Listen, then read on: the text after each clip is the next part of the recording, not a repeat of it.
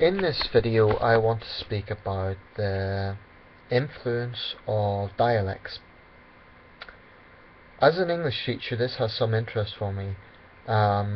It's not something I devote a lot of time to thinking about, but does have some interest for me.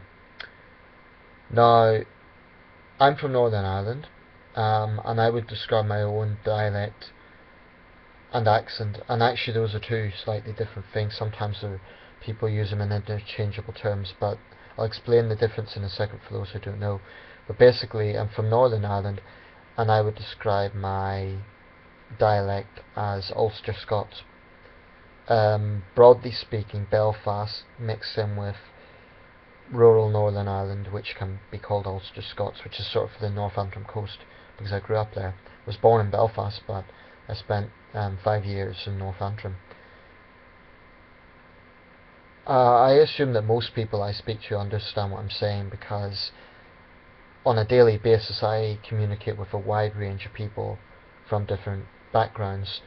I have experience as an English teacher in China, and there's no way I would have got that job if my accent was too broad. Just I mentioned that there's a difference between dialect and accent. Roughly speaking, if you don't know what that is, a dialect is a sort of, if you like to simplify, a local version of a wider language. So, for example, it could be, if we divide English into dialects, it could be the words that are used in the local area, in the local region, that are more commonly used. Accent is actually the tone itself. So basically, accent is how it sounds, the tone level, but not the words. Dialect is the words. That's roughly speaking the difference between dialect and accent. So I have a Northern Irish, I should say, accent. I shouldn't say dialect, because it's very rare that I use Northern Ireland words. To give you some examples, Wayne would refer to a small child, and I think it's a derivation of wee one. Wee is small in Northern Ireland and Scotland. Wee, like wee Willie Winky, the nursery rhyme.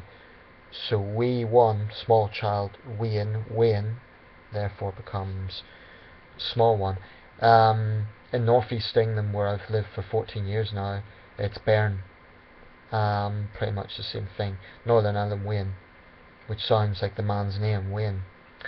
Right you are is another Northern Ireland expression. Top of the morning is not. Some people think that's much more the Republic of Ireland. I hear very few fellow Ulster people use that term. I'm not saying they don't, but it's rare. So I want to speak a little bit in this video about accents and dialects. Sometimes I do speak a little fast, and I have come across occasionally, very occasionally, some of my Chinese students will ask me to slow down, so I need to remind myself to slow down a little. Northern Irish is a naturally quite fast accent. The UK is a relatively small country and area, but we actually have quite a lot of diversity in terms of regional accents and dialects. Arguably more so than the United States, which is a much bigger country. The US certainly has different accents, but they tend to cover much larger regions. I'm familiar with some, like the Boston drawl, or Brooklyn drawl, I should say. There's the Bostonian accent, which JFK, of course, made famous. But I don't want to talk so much here about American accents, and you can see it quite clearly in the presidents. Bill Clinton, for example, exemplifies the deep south sort of Arkansas accent. So does Jimmy Carter. The Bushes are harder to pinpoint, because although they are associated with Texas, they were actually born in Connecticut. But anyway, I'm not talking about America here.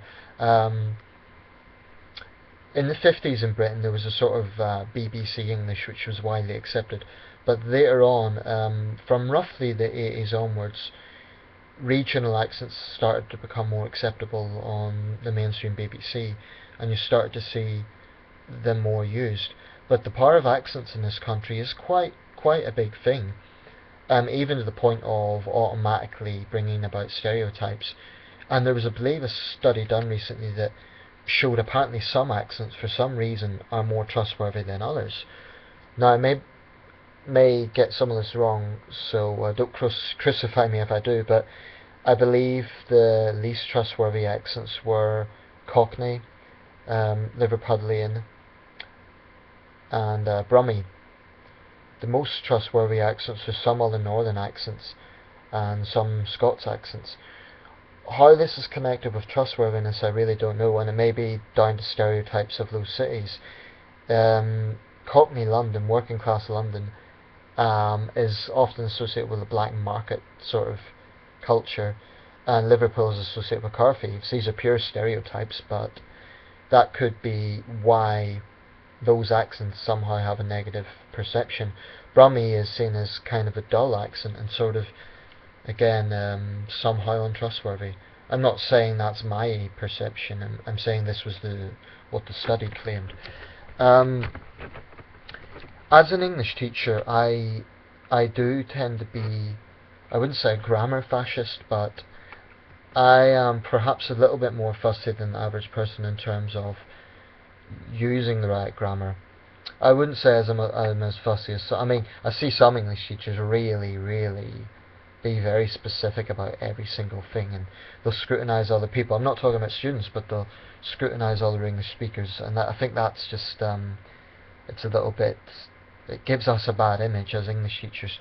However, I do sometimes hear dialects, and it does annoy me slightly when people think that a dialect is the same as standard English, or they use it to justify, like they'll say something that is just wrong in terms of grammar, and they'll justify it on it being a local dialect, and it's almost become a politically correct thing where you can't criticise that, because if you do, you'll be branded a snob. It's not so much about that, it's more about just getting across the idea that it's bad grammar. I'll give an example. Where I live in Sunderland, and I run risk here of making myself unpopular with some of my fellow city residents. Incidentally, I really intend to offend no one in this video, but people have an expression here, for example, we're going through Newcastle, which is the next city. Now, Newcastle is the next city. If you're going there, that's your final destination, therefore it should be, I'm going to Newcastle. Another one that a lot of people say is works experience rather than work experience. Work is a sort of collective noun to describe what you do to make income. Works experience is just not good English. What I find is that some people, and Sunderland's by no means a city that has particularly strong accents compared to some places. This is where I've grown up for 14 years. But I do find some people who have lived in their region or city their entire lives have got it in their head that their accent and their dialect is right, and they always stubbornly speak in that way. Now, actually, I've no problem with local dialects and accents. I think there is a place for them. I think it would be dictatorial to say everyone should speak standard English, and I even sometimes teach my students local dialects. I think it can be useful for them to know, especially if they're living for a considerable period of time in a region. But when people take the attitude that it's right in terms grammatically speaking, that annoys me, because it's just not. As someone who's travelled widely around this country and quite widely around the world, I've been to China, I've been well travelled around Europe, you have to accept that if you have a very strong accent and you always use dialects, then only people in your own region are going to understand you. And if you want that sort of limited communication, that's fine, that's your choice. But for example, I worked with another English teacher. He was actually my flatmate. He was from Yorkshire, and I honestly couldn't make out what the guy was saying sometimes, because in the Yorkshire dialect they leave out prepositions, and that, to my line of thinking, he was supposed to be an English teacher. If I couldn't understand him, I was thinking, how on earth are Chinese students going to understand him? And that's no offence to the good people of Yorkshire, so please don't take it that way. But what I'm saying is, if you have a very broad accent or dialect, you cannot really expect to communicate on an international level unless you're prepared to really explain it to the people you're communicating with. I mean, it's a bit like if you go to another country as a British person and they use a very strong local dialect, it's unfair to turn around and say, oh, well, you know, you need to speak in a much clearer way if then you're not prepared to do that yourself. So it's all about human communication. And all I'm saying is that I do think there's a place for dialects, okay? So please don't misunderstand me. I'm not one of these people that wants to completely marginalise it and rule it out. I think dialects are interesting. They are part of culture, and people feel a sentimental connection to them. But what annoys me is when people use them to suggest that it's a sort of substitute for grammar. It's really not. There is such a thing as standard grammar, and that's not being snobby. That's just being pragmatic. Because, for example, as an English teacher, I know for a fact that it would be very, very, very difficult for any of my students, Chinese students, to really understand local dialects. It would go over their head. So it's not like I'm saying we should go out of our way to be accommodating to foreign visitors, but even other Britons. All I'm saying is people shouldn't turn round and accuse others of snobbery if they have a dialect or accent that really can only be understood by people within their own region. To me, that's a very narrow world outlook. And I think there's political correctness around this issue, whereby if you talk about it, you're accused of being a snob.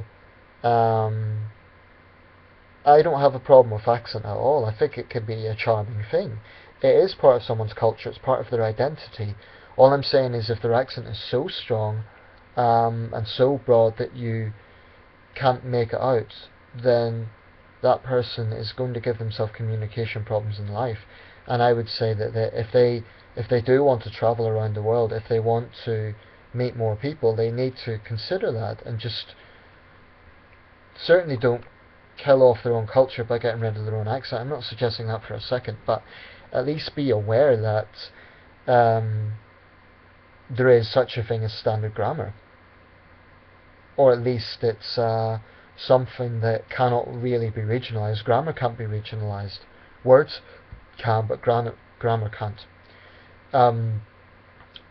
People speaking to me probably recognise that I do have an accent, but I don't think it's that strong compared to some Northern Irish people. Mine's relatively not too strong. I believe it's neutralised with other British accents.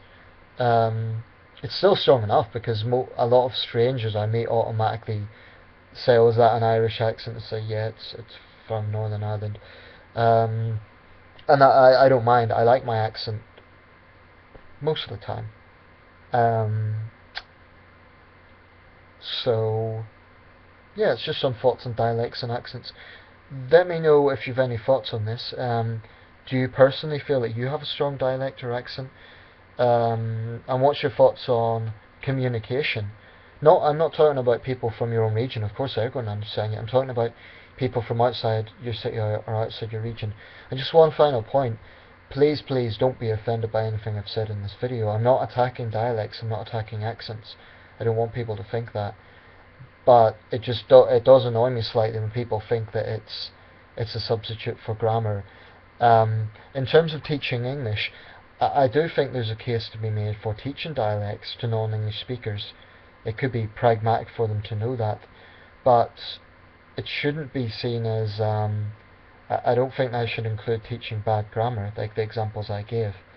If anyone from Sunderland's watching this video, don't hate me. I love this city. I like a lot of our culture here in Sunderland, and I'm not against accents or dialects. I'm just saying that if you want to travel the wider world, I think it's open-minded to accept that you need to be a little bit clearer. I mean, actually, when I apply for English companies, a lot of the time they say you cannot apply if, and they give this, and quite often one of the reasons is if you have a strong regional dialect. And I don't think that's snobbery, I think it's just pragmatism. Okay, so let me know your thoughts, please.